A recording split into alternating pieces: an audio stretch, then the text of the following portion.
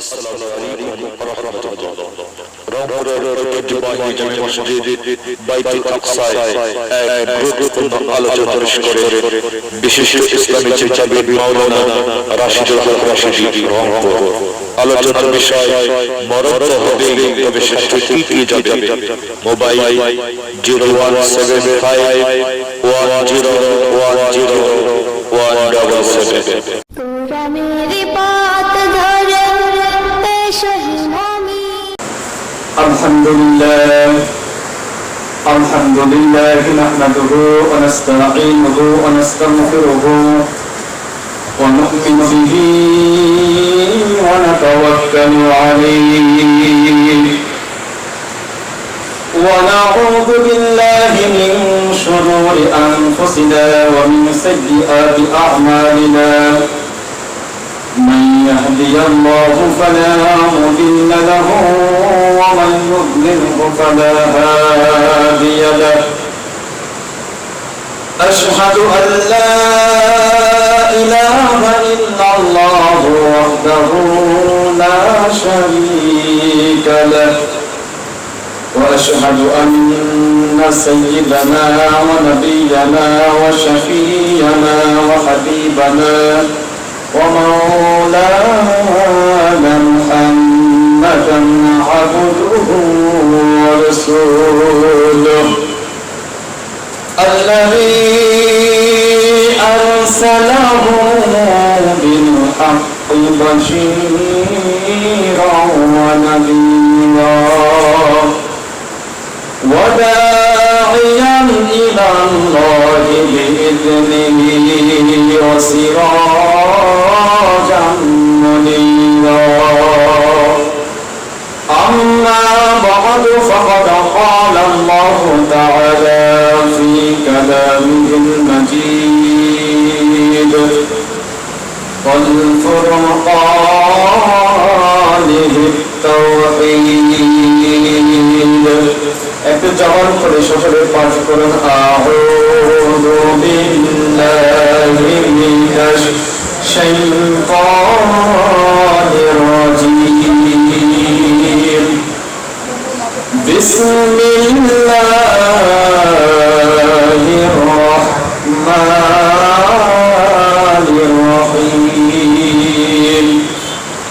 الذي خلق الموت والحياة ليبلوكم أيكم أحسن عملا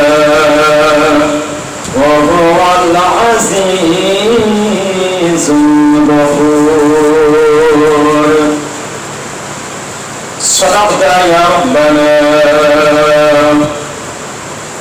সমস্ত প্রশংসা সেই মহান মাহবুদের, সেই মহান মনিরের, যেই মহান মনির বিগত জুমার ন্যায় আজকে আবারও সুস্থ শরীরে আমাদের সকলকে জুমায় এসে কিছু কথা বলার এবং শোনার সুযোগ ও পরিবেশ তৈরি করে দিলেন। এই জন্য সেই মনিরের দরবারে শুকরিয়া আদায় করি বলে আলহামদুলিল্লাহ। লক্ষ কোটি দরুদ ও সালাম বর্ষিত হোক আকা ইমানদার তাজদারি মদিনা নবী কুল শিরোমণি, যিনি হলেন মক্কার মাকার মদিনার মদিনাওয়ালা বিশ্ব নবী মুহাম্মদুর রাসূলুল্লাহ সাল্লাল্লাহু আলাইহি ওয়াসাল্লাম। সম্মানিত উপস্থিত ইকরাম, প্রিয় হাজিরিন, আজকের আলোচনার বিষয় মরণ তো হবেই, তবে সাথে কি যাবে।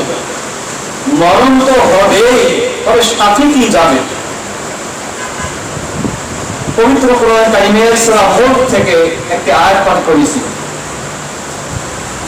আল্লাহ রাব্বুল আলামিন সূরা মুলকের মধ্যে বলেন, আল্লাযী খালাকাল মাউতা ওয়াল হায়াতা লিয়াবলুয়াকুম আইয়ুকুম আহসানু আমালা ওয়া হুয়াল আজিজুল গফুর। আল্লাহু আকবার। আল্লাহ পাক বলেন, আমি মানুষকে সৃষ্টি করলাম, জিনকে সৃষ্টি করলাম, যদিও ইনসান এবং জিন শব্দ নেই। কিন্তু আল্লাহ বিশেষ করে টার্গেট করেন মানুষের জিনকে লক্ষ্য করে বলেন। মুফাসসিরে কেরাম বলেন, আল্লাহ বলে আল্লাযী খালাকাল মাউতা, আমি এই মানুষের জিনের মধ্যে মাউত সৃষ্টি করলাম, মৃত্যু দান দিলাম, এবং হায়াত দান করলাম। এই হায়াত আর মৌতের মধ্যখানে কি সময় দিলাম, এই সময়টাকে মানুষ কাজে লাগাবে। কি কাজে লাগাবে? আল্লাহ বলে কতটুকু কাজে লাগাবে, কি কাজে লাগাবে। এই জন্য আমি আল্লাহ বললাম লিয়াবলুয়াকুম, আমি আল্লাহ পরীক্ষা করে দেখবো। কি করে দেখবে? পৃথিবীতে শিক্ষার্থীরা যখন বই নেয়, জানুয়ারি মাসে বই নিয়ে পড়াশোনা করে, আবার এপ্রিলে একটি পরীক্ষা হয়। প্রথম সময়ে পরীক্ষা হয়। কেন হয় পরীক্ষা? বাচ্চা কতটুকু পড়েছে, কি পরিমাণ পড়েছে, যদি ভালো পড়ে নাকি মন্দ পড়েছে, তার পরীক্ষার দ্বারা কিন্তু বোঝা যাবে। ঠিক কিনা? এমনি ভাবে দ্বিতীয় সাময়িক পরীক্ষা হয় আগস্টে, বাৎসরিক পরীক্ষা হয় আবার ডিসেম্বর মাসে, মাঝে মাঝে পিএসসি জিএসসি পরীক্ষা, যে বোর্ড পরীক্ষা বোর্ডের মাধ্যমে হয় কয়েকটি স্কুল মিলিয়ে। কেন হয়? তার মানে এখান থেকে জানা যায় কোন স্কুলের ছাত্রছাত্রী কতটুকু মেধাবী। যদি ভালো মেধাবী হয় গোল্ডেন ক্লাস পাবে, একটু কম হলে সে মাইনাস পাবে, আর একটু কম হলে গ্রেড পাবে। আগে ছিল division, first division, second division, এখন হলো গ্রেড, এখন হলো গোল্ডেন ক্লাস পেতে হয়, জিপিএ 5 নিতে হয়। ঠিক কিনা বলেন? তার মানে এই ফলাফলটা কেন হয়? বাচ্চার পড়াশোনা কতটুকু করলো, ওই পরীক্ষা নেওয়ার মাধ্যমে জানা যায় বাচ্চাটা পাস করার যোগ্য নাকি ফেল করার যোগ্য, বাচ্চাটা দক্ষ হবে নাকি অদক্ষই থেকে যাবে। এই জন্য আল্লাহ লিয়াবলুয়াকুম শব্দ দিয়ে বলেন আইয়ুকুম আহসানু আমালা, তোমরা আমল করো, ভালো ভালো আমল করো নাকি মন্দ আমল করো, এটার পরীক্ষা হবে তোমাদের পৃথিবীতে। এই জন্য আল্লাহ বলে লিয়াবলুয়াকুম, পরীক্ষার জন্য হায়াত আর মৌতের মধ্যখানে সময়টুকু দিলাম। তাহলে এখন চিন্তা করেন, মেধাবী একটু খাটিয়ে দেখেন, পৃথিবীতে আসছেন, এই সময়টুকু আপনার কি জন্য? অপরদিকে আল্লাহ বলেন সূরা জারিয়াতে 56 নম্বর আয়াতে বলেন ওয়া মা খালাকাতুল জিন্না ওয়াল ইনসা ইল্লা লিয়াবুদুন।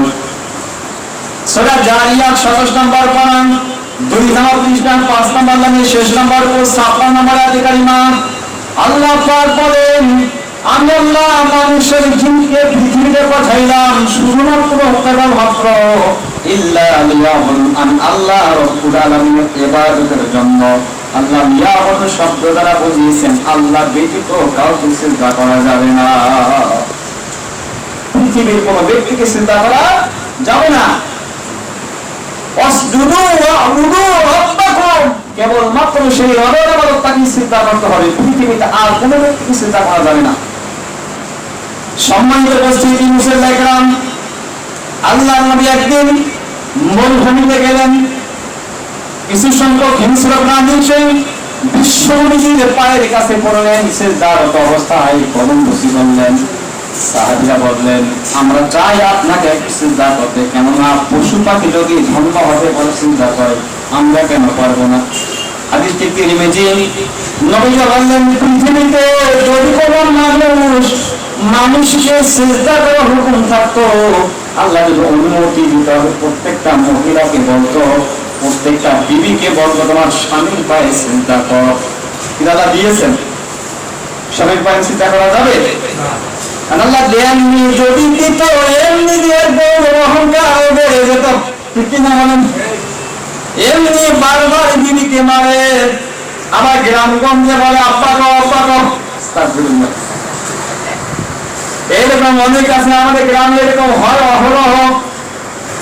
পরে তোরে তালাক, তোর মারে তালাক, শব্দ গোষ্ঠী তালাক, তালাক দেবে একজনের বলে শব্দ গোষ্ঠী।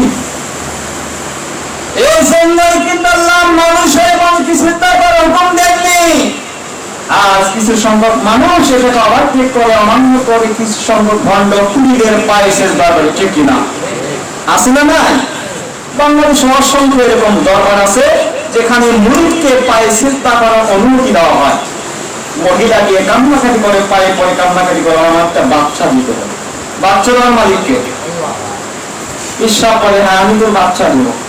আস্তাগফিরুল্লাহ।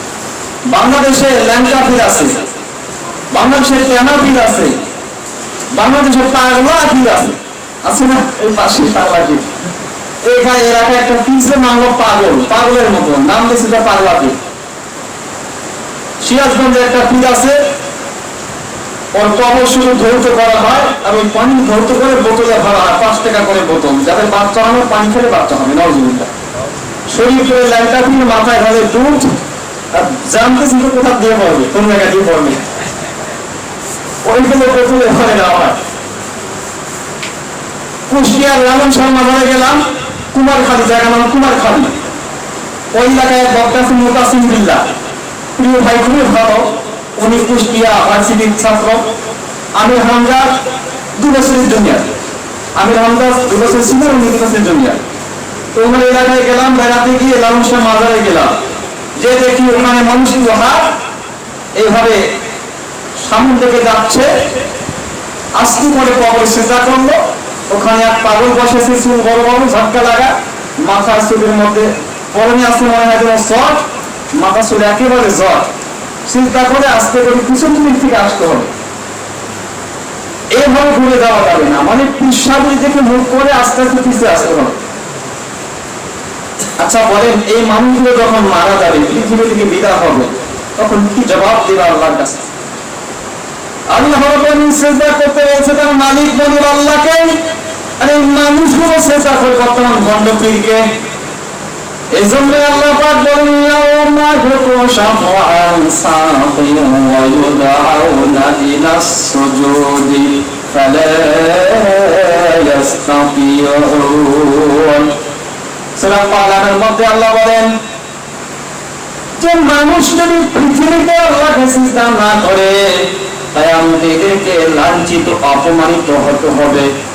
মানুষ যখন সিজদা করতে আল্লাহ বলে সিজদা করো, রুকু করে দেখাও, যে ওই দিন বেনামাজি ব্যক্তি এবং মানুষ ওই মানুষকে সিজদাকারী ব্যক্তি অবশ্য বাঁকা করতে পারবে না, সিজদা দিতে পারবে না, কারণ এরা লাঞ্ছিত আর অপমানিত হবে। এবং পৃথিবী থেকে বিদায় হয়ে যাবে, সাথে কিছু নিয়ে যাওয়া লাগবে। এই জন্য আল্লাহ বলে আইয়ুকুম আহসানু আমালা, পরীক্ষার জন্য হায়াত দিলাম, মওত দিলাম, মধ্যখানে সময় থেকে ভালো আমল করো। আমার ভাইরা, এই যে সদরঘাটে, ঢাকার সদরঘাটে লঞ্চ ডুবি হলো, 2টি লঞ্চ, একটি মর্নিং লঞ্চ আর একটি বড় মুন্সিগঞ্জ থেকে আসা, 2টি সংঘর্ষে ছোট মর্নিং লঞ্চটি ডুবে গেল পানির নিচে। ওখানে যাত্রী ছিল প্রায় 100 শতাধিক, কেউ বলেছেন 100 ঊর্ধ্বেও হতে পারে, প্রায় 100 শতাধিকের ঊর্ধ্বেও যাত্রী। তারা কিন্তু সতর্ক ছিল, সাবধান ছিল, তারা ভেবেছিল করোনা ভাইরাস থেকে বেঁচে যাবে, মাস্ক ব্যবহার করেছিল, কেউ পরনে পলিথিন মার্কা কাপড় পরেছিল, বিভিন্ন ভাবে দূরত্ব বজায় রেখেছিল, যে পৃথিবী থেকে বিদায় আমি এভাবে হব না, পৃথিবী থেকে বিদায় হওয়া লাগবে, কিন্তু করোনা নিয়ে বিদায় হব না, করোনা ভাইরাসে মৃত্যু না আমার জন্য বেঁচে থাকার চেষ্টা করেছে, তুমি বাঁচতে পেরেছে। আইনামা তাকুনু ইউদরিকুমুল মাউত ওয়ালাউ কুনতুম ফি বুরুজিন মুশাইয়াদা। আল্লাহ বলেন, তুমি যেখানেই থাকো না কেন, যে অবস্থাতেই থাকো না কেন, মৃত্যু তোমাকে ধরবে, তোমাকে পাকড়াও করবে। যদি সর্বোচ্চ প্রাচীর মাকাম হয়, মুশাইয়াদা, পুরোদিন মুশাইয়াদা যদি হয় না কেন, সর্বোচ্চ প্রাচীর যদি হয়, সে পুরোদিন মুশাইয়াদাকে পাড়ি দিয়ে মৃত্যু তোমাকে ধরবেই, পাকড়াও করবে। অন্যদিকে আল্লাহ বলেন, কুল ইন্নাল মাউতাল্লাযী তাফিরুনা মিনহু ফাইন্নাহু মুলাকীকুম। তুমি যেখানে থাকো, মোলাকাত তোমার সঙ্গে হবে, সাক্ষাৎ হবে, মৃত্যু তোমার সঙ্গে সাক্ষাৎ করবে আর বলবে তোমার সময় বেশি নেই। বিশ্বনবী মুহাম্মদ সাল্লাল্লাহু আলাইহি সাল্লাম বলেছেন, পৃথিবীর হায়াত কতটুকু, পৃথিবীর বয়স কতটুকু, একটু খেয়াল করুন। আমার আঙ্গুল দিকে দেখুন, নবীজি বলেছেন শাহাদাত আঙ্গুলটা সাগরে নিক্ষেপ করে ডুবিয়ে রাখো, সাগর থেকে একটু যদি উপরে উঠাও, পানি উঠবে কতটুকু? আপনারা বলেন তো কতগুলো পানি উঠবে আঙ্গুলে? হাফ কেজি, এক পোয়া, আধা পোয়া, সর্বোচ্চ 2 ফোঁটা। যদি বলেন আটা লাগাবো, গাছের আটা লাগালে পানি উঠবে সর্বোচ্চ 2 ফোঁটা, কিন্তু থাকবে থাকবে। নবীজি বললেন পানি যেমন থাকবে না, পানি সরে আবার চলে যাবে, সাগরে চলে যাবে। ওদের ওই সাগরের পানি যতটুকু, ওটা হলো তোমাদের পরকাল জগৎ। আর আঙ্গুর যে উপরে উঠিস, এটা হলো দুনিয়ার জগৎ, এটা দুনিয়া থাকবে না। আজকে আমরা ভাবছি দুনিয়াটা অনেক বড়। এখন আমার বয়স 20 বছর 22 বছর, আমার অনেক লম্বা হায়াত আছে। আচ্ছা বলেন, হায়াত বাড়ে না কমে? হায়াত বাড়ে না কমে? হায়াত কমে যায়, মাইনাস হয় আস্তে আস্তে। কেন? আল্লাহ পাক আপনি যখন পৃথিবীতে যখন আপনি এসেছেন, আপনার হায়াত কিন্তু লিপিবদ্ধ হয়েছিল, লিপিবদ্ধ করা হয়েছে। এজন্য নবীজি মুসলিম শরীফের হাদিসে আসছে, কাতাবাল্লাহু মাকাদিরাল কবরাইন ক্বাবলা আন ইয়াখলাকাস সামাওয়াতি ওয়াল আরদা বি50 আলফ সানা। এই আসমান জমিন পৃথিবী সৃষ্টি করার পূর্বে 1 বছর 2 বছর নয়, 50,000 বছর পূর্বে আল্লাহ রাব্বুল আলামিন মানুষের হায়াতকে লিপিবদ্ধ করে রেখে দিয়েছে। কত হাজার? 50,000 বছর পূর্বে। আপনার হায়াত যদি 60 হয়, এখন আপনার বয়স ধরেন 40, 60 থেকে 40 বাড়তে থাকে কত? হাতে আছে 20। আপনার হায়াত কমলো না বেড়ে গেল? কমে গেছে, 40 কমে গেছে না। আমরা যারা বলি বয়স কেবল 20, আর তো জীবন আছে না, জীবন তোমার শেষ। মনে রাখবেন একটা জিনিসকে কখনো বিশ্বাস করা যাবে না। কয়টা জিনিস? 1 নম্বর, বিশ্বাস করা যাবে না নদীর পরে বাড়ি যখন তখন ডুবে যেতে পারি, এই বাড়ি কোনো গ্যারান্টি সিকিউরিটি নেই, আছে, এটাকে বিশ্বাস করা যাবে না। আর পদ্মা, মেঘনা, যমুনা, ব্রহ্মপুত্র, তুরাগ নদী, ঘাঘট নদী, যতগুলো নদী বন্দর আছে সবগুলোকে কিন্তু আবহাওয়া যারা পরীক্ষা করছে, দৈনন্দিন বাংলাদেশ পেপারে বলছে 1 নম্বর সংকেত দেখানো হয়েছে। কথা বলেন? তার মানে আর ব্যাপারে কোনো গ্যারান্টি নেই, সিকিউরিটি নেই। 2 নম্বর, ওই ব্যক্তি, ওই মহিলা, যে মহিলা বেপরদা, বেপরোয়া, ইচ্ছা মতো স্বাধীন মতো চলে, ওই মহিলা কোনো গ্যারান্টি সিকিউরিটি নেই। বেপরদা নারী ও যখন তখন খপ পরে পরে ধর্ষণ হবে বাড়ি, ঠিক না? আজকে যতগুলো এসিড নিক্ষেপকৃত মহিলা, ধর্ষণকৃত, আগুনে পোড়া, অধিকাংশে আকসারুল নিসা, মহিলাগুলো এই বেপরদা, বেপরোয়া, ঠিক না? 3 নম্বরে ব্রেক ছাড়া গাড়ি, যখন তখন মেরে যেতে পারি, অ্যাক্সিডেন্ট হতে পারি, ঠিক না? আমার গাড়ি ব্রেক নেই, পা দিয়ে কখন আটকাবো? পা দিয়ে আটকালে অ্যাক্সিডেন্ট হয়েই গেছে। 4 নম্বর, আপনার আমার এই যে নিঃশ্বাস, এর প্রতি এতটুকু নাই বিশ্বাস আছে?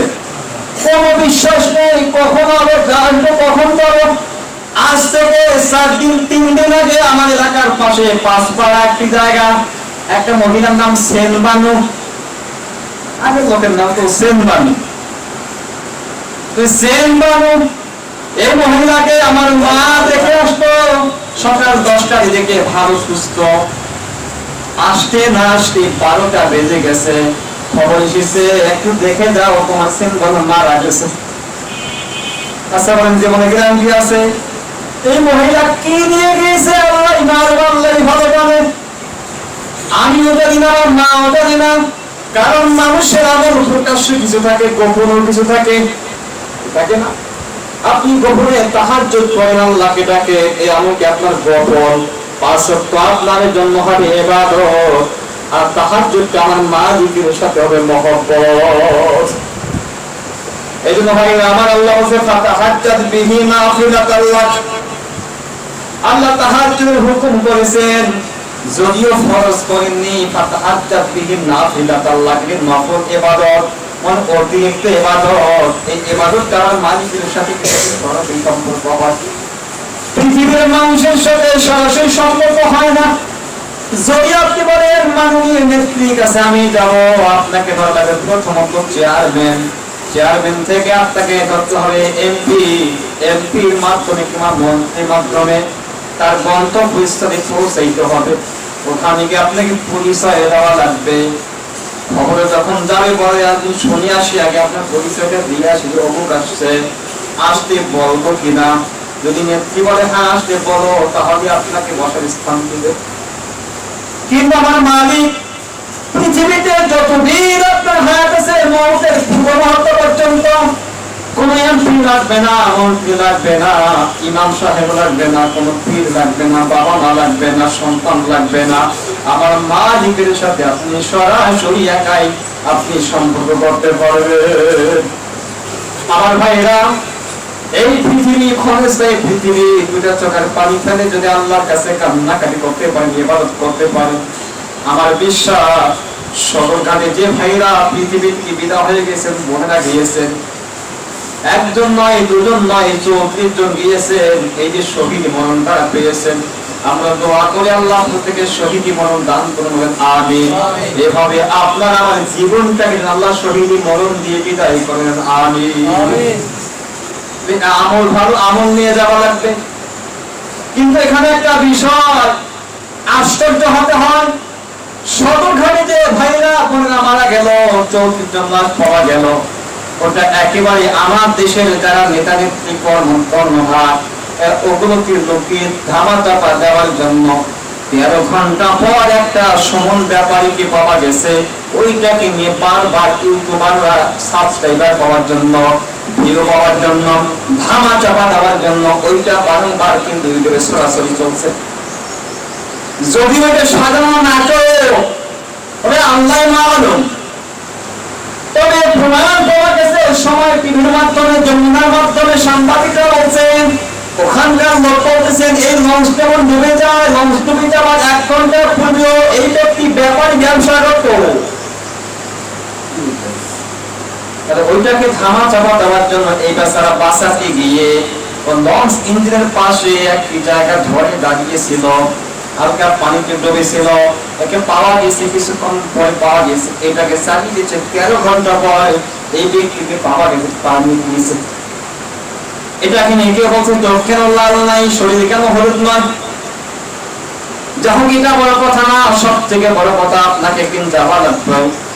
আপনি যাবেন কি নিয়ে যাবেন, এটা একটা আপনি হিসাব করে দেখুন। দ্বিতীয়ত কথা হচ্ছে, এই মানুষগুলো গিয়েছে শহীদ মরণ পাবে, কিন্তু আপনি আমি যে বাসায় আছি, নবীজি বলছেন যদি কোনো ব্যক্তি শহীদ মরণ চায়, আল্লাহর কাছে তামান্না রাখে, আকাঙ্ক্ষা আশঙ্কা রাখে, বিছানায় যদি কেউ মারা যায়, আল্লাহ তাকে শহীদ মরণ দান করবে। কিন্তু সব সময় সর্বদা শহীদ মরণের তামান্না আশঙ্কা আকাঙ্ক্ষা মনে রাখবেন। আল্লাহ পাক আমাদের সকলকে তৌফিক দান করুন, আমিন। ওয়া আখির দাওয়ানা আলহামদুলিল্লাহি রাব্বিল আলামিন। যারা সাল্লাল্লাহু আলাইহি ফিলের নিয়মিত আপডেট পেতে আমাদের চ্যানেলটি সাবস্ক্রাইব করে বেল বাটনে প্রেস